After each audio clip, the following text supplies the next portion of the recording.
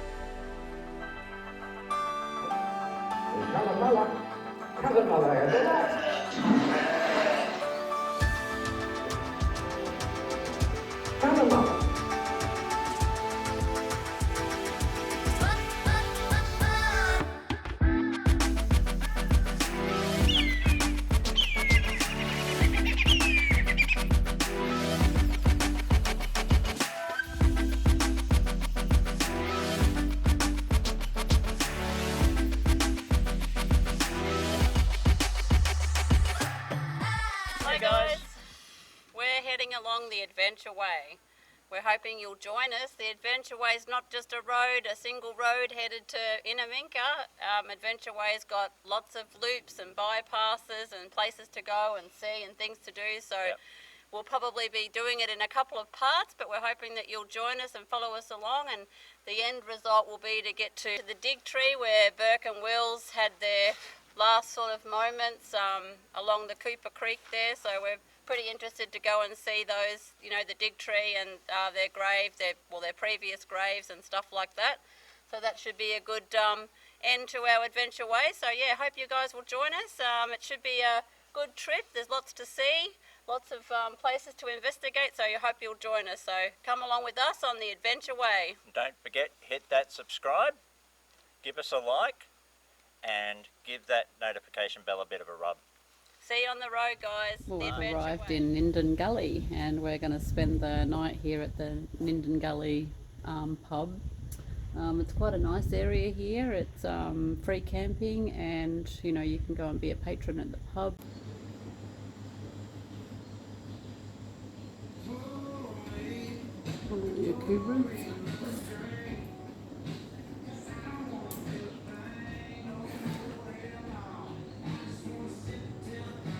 There's a lot of memorabilia in here.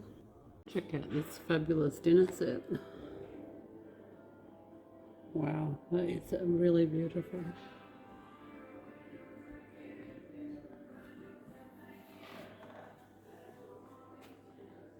Even knives and forks to go with it. Probably wouldn't be able to eat that. I just get the same as you, the wine palming.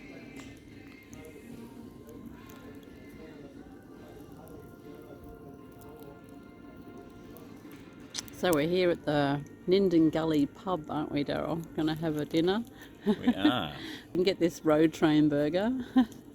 Road train is 5.5 kilograms road train burger, with 1.2 kilos of beef burger with salad, chips, wedges and sauces on the side. It's only $80, but it's 5.5 kilograms worth. 5.5 kilos. How hungry are you? Hamburger. I wonder if anyone will get served one over tonight. here Probably where not. the Shop was for the paperback hero scenes where the movie was made. So this little spot here is where they had set up the stall that was in the movie, and these boomerangs apparently were on the shop. Got a beautiful walkway all the way along the water, the riverbanks here that you can walk on and check out all the history and everything. It's really a beautiful spot. So yeah, nice little find out here on the way on the adventure.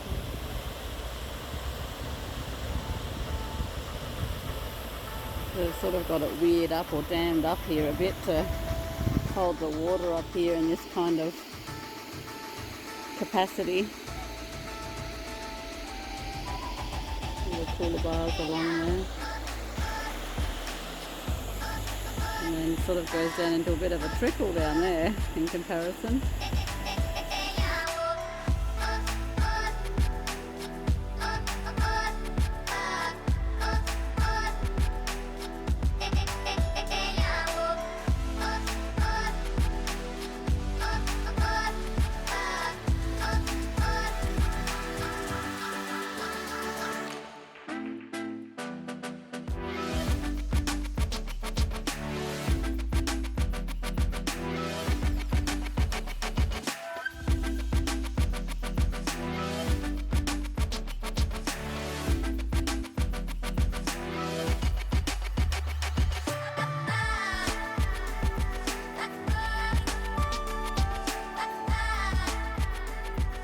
William the Wombat. Northern hairy-nosed wombat, based on a life-size model. You're riding a wombat. Not easy.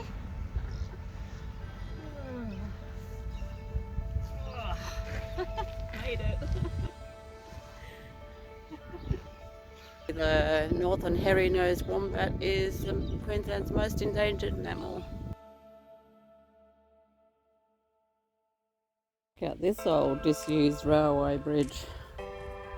There's a new one right beside it.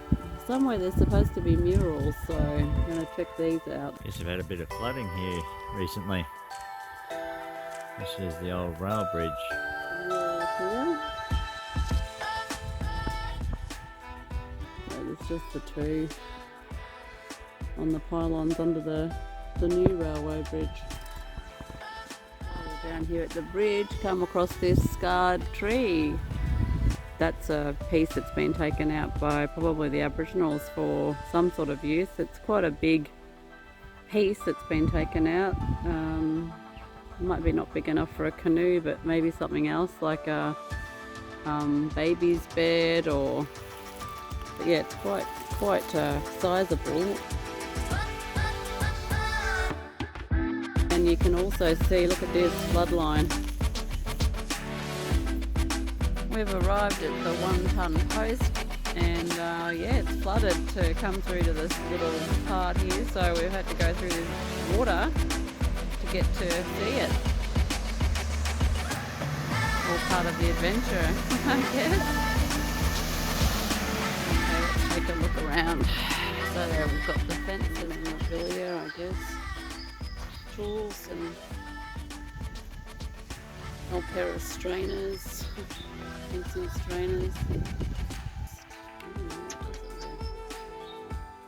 The black box maybe. Please tell me till the message plays. Okay. Keep turning. John Brewer Cameron was born in Scotland on the 31st of December 1843 and immigrated to Victoria with his family when he was 10 years old.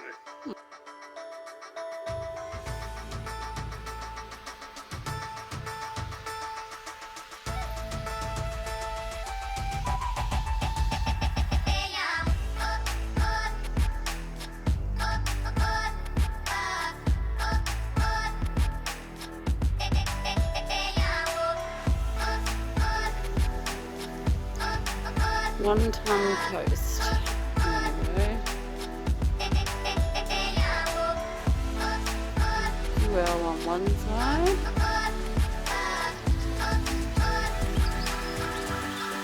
NSW on the other. You were legally border hopping again. I am. Hang on. Now I'm back in Queensland. Now you're safe. Yeah, so, hang on. No, Back you're to not New South safe. Wales. Okay. So we found out a bit more about this post. So up here we've got they carved in the Latitude in here at 29, so at the 29th parallel. and then Down here, we have Cameron's name. yeah.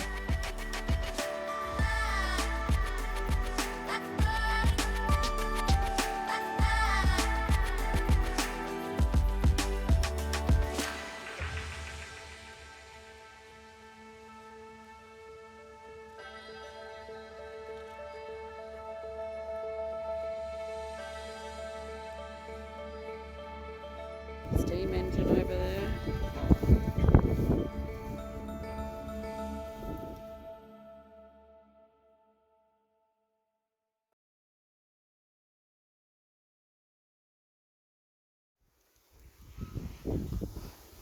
Firebox.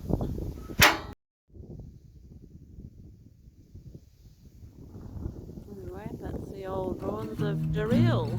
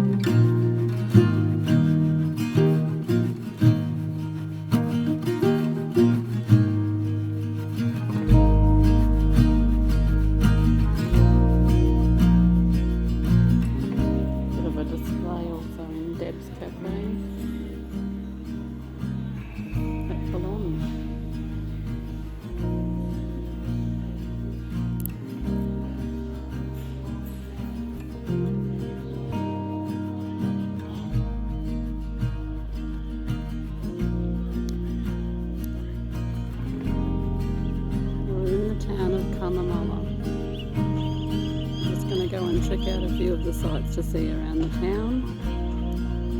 We're camping out behind the golf course, just out of town, free camp.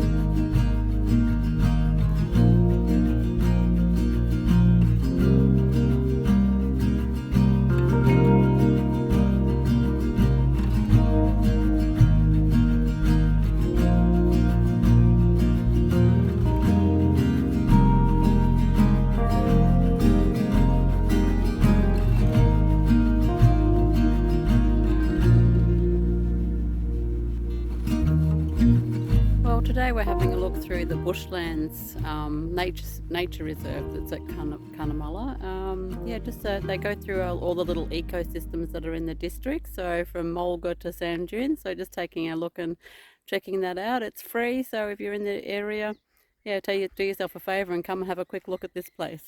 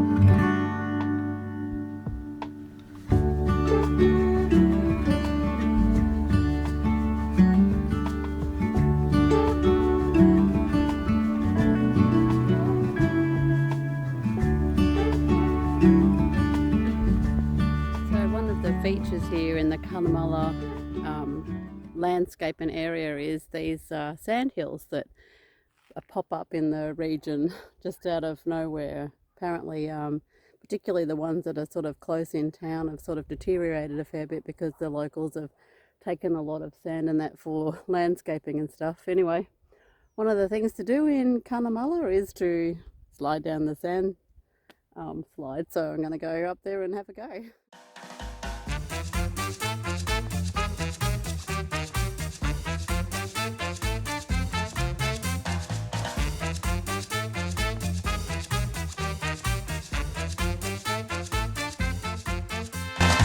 I didn't bring my own equipment. I just used what was here, which was some old boards, an old chair seat and some cardboard, and unfortunately I couldn't slide down the hill. Oh well, maybe you need one of those little surfboards that the kids have, you know, the foam ones. I reckon that might be ideal.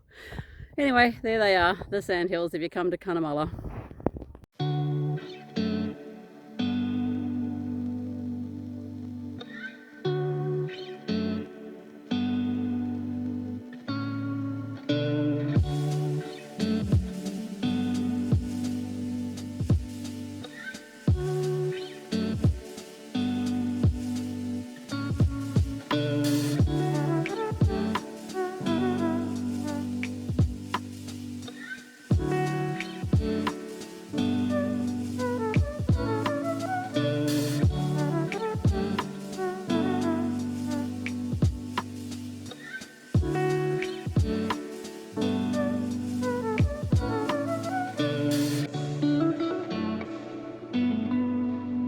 So we're at the Robber's Tree.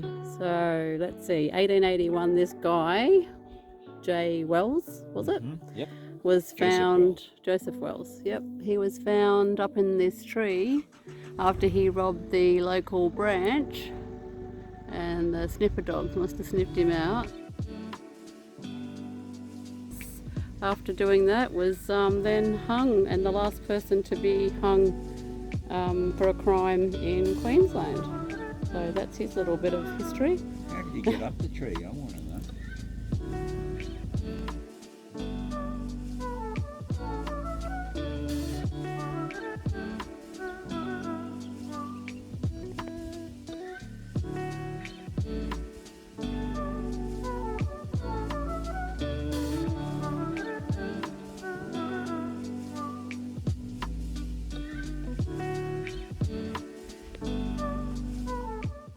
Okay, so we've called in here today to the Cunnamulla railway station. We're going to go and check out the all aboard off the rails 3D sound and light show and see about the history of the rail and Cunnamulla.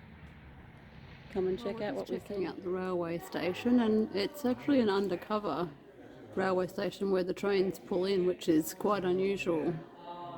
It was burnt down. Yeah, in 1934. 1934, so it's And been rebuilt replaced. the same, was it the next year? Following year it got rebuilt. But So not obviously quite to the it's same been grand scale. restored, so this is it. So we're standing underneath it now. So it's in there somewhere? Yeah, it's on the oh, that big shed. Got it. Oh, hang on a second. What do you mean the Queensland Premier's not coming? Why not? What? He died a week before our party. Oh, well, blow me down. I guess there's Buckley's chance that he'll turn up then. And Cunnamulla had the lot.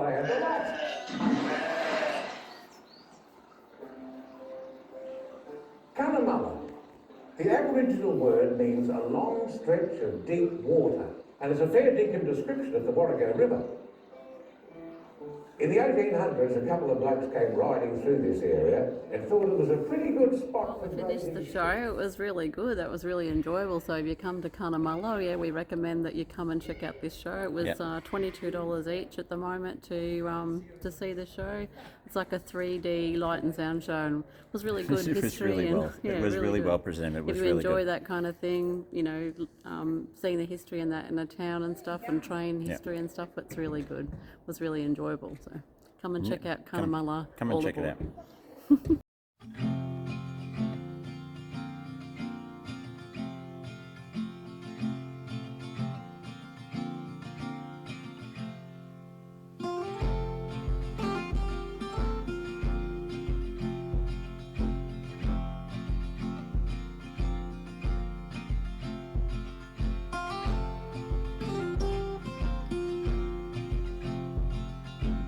Droving still a big part of this area out here. People still droving cattle, especially in times of drought when they need to move them to try and find some feed. And they've set up quite a lot of these along the way, these great big long troughs. This one's obviously connected to this water source that's behind us from the Artesian underground waters. Well, we've stopped off at this water hole, which is supposed to be a big bird life area, and there's quite a few birds sort of around the shoreline, little kind of pipers and woolly wagtails and some ducks. Oh, this is obviously where the bore normally pumps from for the water for those troughs, but she's dry at the moment. No water coming out. So we're on the Paru River and we'll camp there tonight for a couple of nights, and we'll check out Yolo tomorrow. And this is just a little bridge and that's here. We're camped near the river, which is just out of town. Pretty nice free spots here. Sunset going down over there. What about Hildegard? I'm going to eat him too. Here's a biggie. He's a big boy. 5 of them would be really nice and tasty, wouldn't they? That's a good blue claw crayfish. Freshwater crab. So the honey and the bees are very famous here. Back in 1960, the first APS used Yolo for a base. Now the industry forms a large part of the local economy. There's a couple of beehives down there.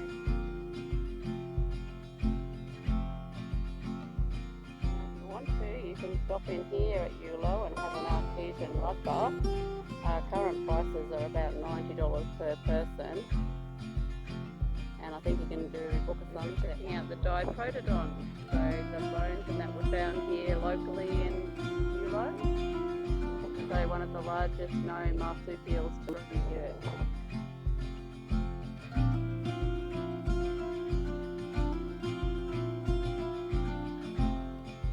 Oh, that all the information there on the walls about the police that looked after the area. Their equipment. We'll check out what's in this prison cell. What we got in here? Oh my god, there's a prisoner. Should I leave it here? I reckon I should just leave it here. Bye, honey. See ya. Alright, so we're looking at the Yolo Heritage Trail World Champion Lizard Racing Track, which began in 1967 and had crowds of up to 5,000 in some years. The Yolo 4, part of the Heritage Trail, drilled in 1966 at a depth of 223 metres, and the temperature is 38 degrees, so you don't need a hot water system in Yolo for your hot water into your house. Yeah, I was just reading about in the jail there. She was probably a bit of a hard old woman, Isabel Robinson Gray, 1850 to 1929, known as the Yolo Queen.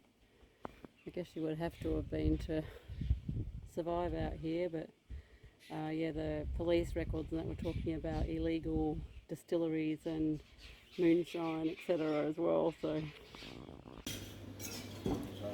apparently this was the old remnants of the old butcher shop. So basically it was like a meat safe really out here. You can still see a bit of the wire there in the door. The old air raid shelter. So back in Second World War, I believe it was, there was about 5,000 American units out here, out in the airfield, and so they had the air raid shelters here. Oh yeah, you can see down in there. This would have been all covered in sand and sandbags, and yes, out of the old engine shed there's a few bits and pieces for sale. Local art. Right, so we've arrived at the Yolo Queen Opal Centre. I think you can actually fossick in here for opals if you don't have any luck out on the real opal fields, and get them cut and polished here. Got some boulder opals, which is famous for the area, unique to the area, I believe. Gonna go out inside now and see what we can find. Rode our bikes into Yolo and visited the Opal Centre there, the Queen of Yolo Opal Centre, and picked up a couple of little bits and pieces of opal types, and yeah, good little collection I reckon. They're pretty cheap there.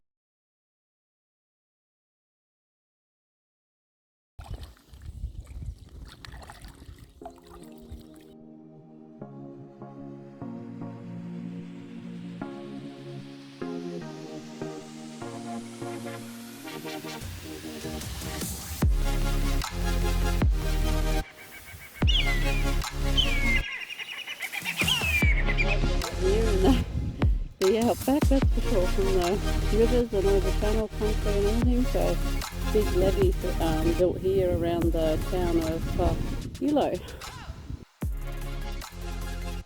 So I thought I'd go for a nice leisurely ride on the bike along the levee, and we got the drone to follow me, and I was worried about the power lines because the drone was really close to the power lines, and so I was pointing up and looking back at the drone dumb on top of a levee, and next thing I look around and I'm veering off down the side, and I put the brakes on and went for a big crash. It's the day after.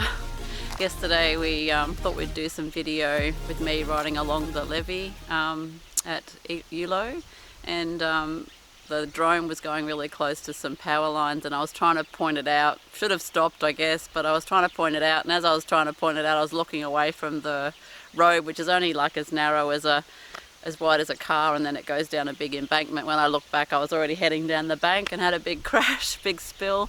So this morning there's some aftermath of injuries. I've got like bruising around my chin, big scrape and bruising on my cheek. I've got sore hands.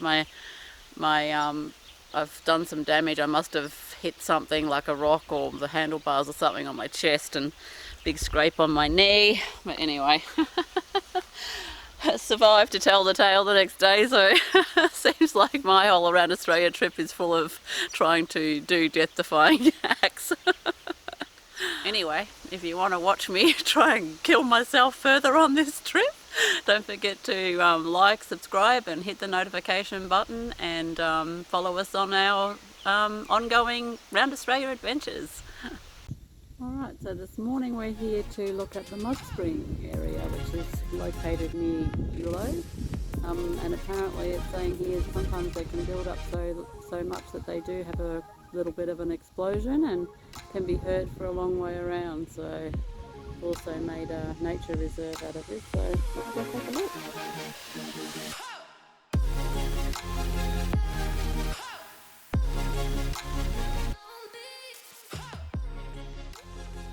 G'day guys, so we're at the Yolo mud springs here. It looks pretty dry at the moment. We were hoping to be able to see some, but it looks really dry at the moment. So what really happens here in all this Artesian basin is you get the rain down. The rain percolates down through the ground, going through all the different types of stone, sediment and everything there.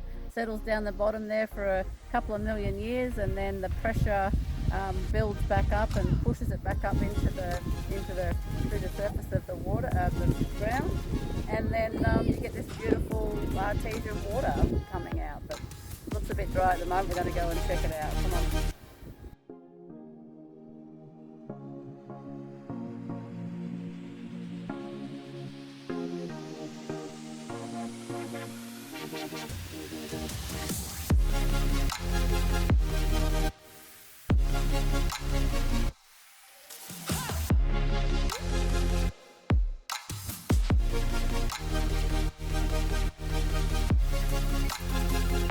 We've arrived in Yaweah, where Yaweah's a little outback town on the Paru Shire.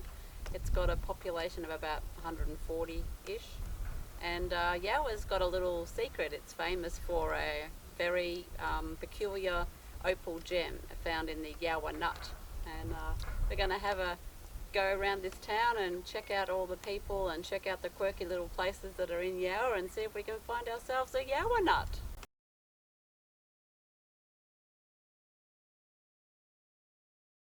We're up really early. One of the cool things to do at Yaweah is to come out to the bluff.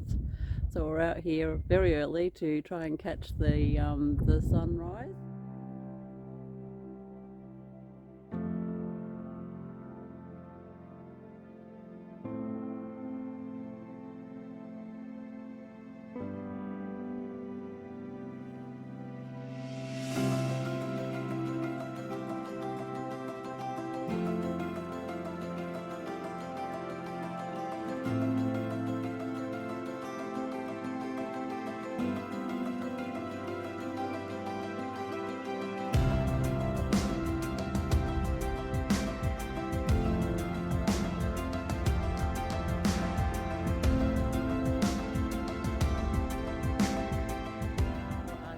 Pools here, $3 to get in for a session.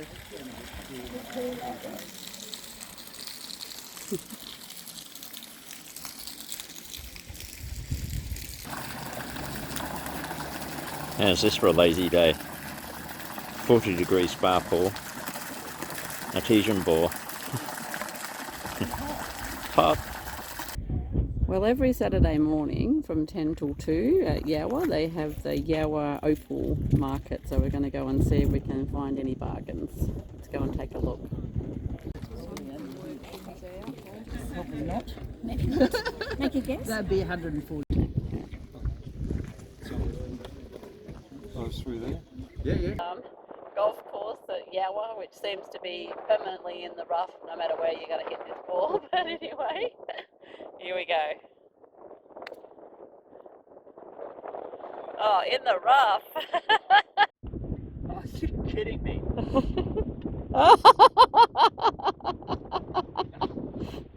Gee. Got it.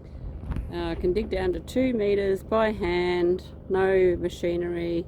All these white tubes here, they're all people's claims, so not allowed to go to any of those. So we're here to try our luck on the fields. Just having a look around and thinking, where do you start?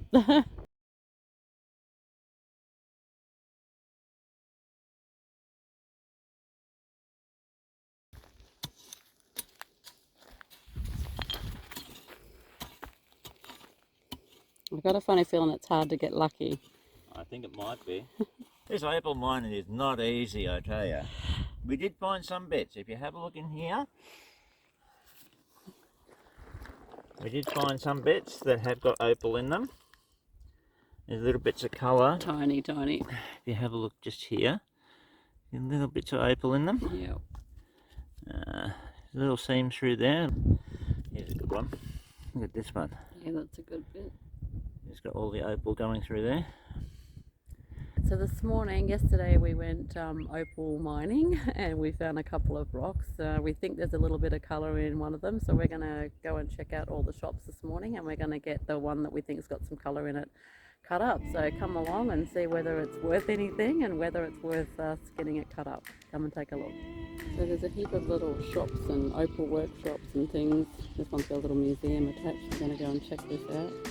Probably going to take us all day to go around and look at all the little shops. That's what the fella, like I was talking to there, the old hat and this.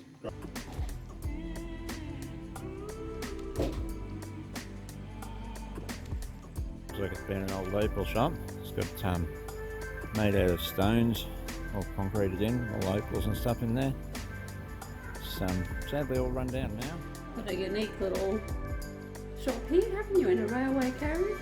We bought everything years ago with the idea of being something similar to this now, but it's taken years to get to this stage. But anyway.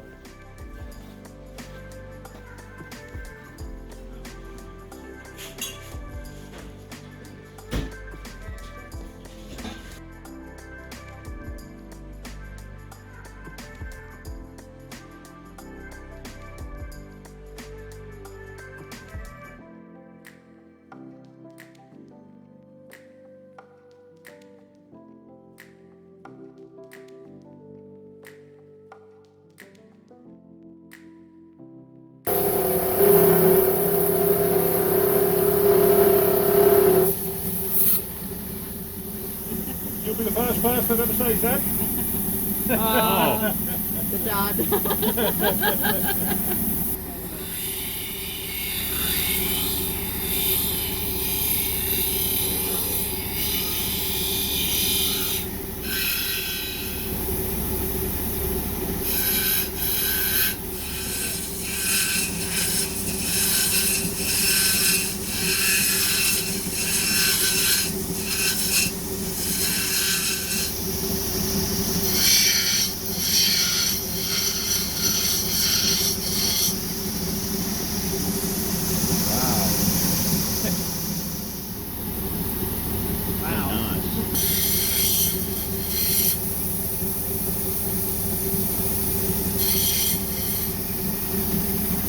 Quite a pretty little stone. Yeah.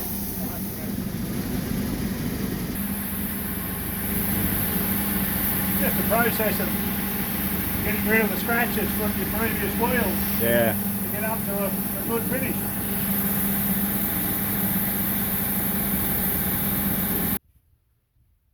The purple. Mm. We got our nuts cracked. So this one's just got that powdery stuff in it. It's not worth anything, see the powder. This one, he said that was a bit unusual, the shape in that. It's got all these nodules in that inside, so, but nothing worth anything, unfortunately. Shame there was no opals in it. Yeah, we got a couple of these little pieces that we thought might be nice matrix. Got a bit of colour in them, through them, but it's very fine and light and really just a display rock, same as all. Well, we had all our nuts cracked after a couple of days of working hard in the fields, and pretty much most of them turned out to be nothing or not much, and but we were very lucky and we got this beautiful stone out of it. So a matrix opal, and had it made into a pendant, so pretty happy with that result. They said it was valued about $600, and we just want to thank theWombat for packing all our nuts for us and helping us out and giving us some information. And so if you're in Yaweah, just do yourself a favour and go and visit the theWombat Opal Centre as well.